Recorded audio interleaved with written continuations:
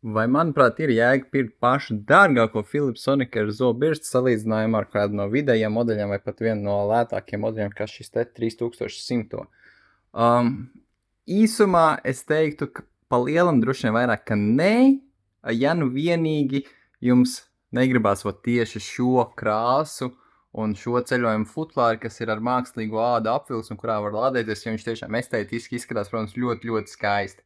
Bet tīrīšanas ziņā šī te pati dārgākā birsta vai šī te pati vienkāršākā birsta ar vienām tām pašām mājas galviņām, jo jebkurai Philips Sonicare dara jebkura Philips Sonicare galviņa, viņas iztīrīs diezgan vienādi. Nu, tur sajūta ziņā jūs nejutīsiet lielu atšķirību. Jā, protams, zobirsta ir vienkāršāka, plasmas rokturs, nevis tur keramiskais rokturs, kas vinnēs dizaina balvas un citas tur features un aplikācijas.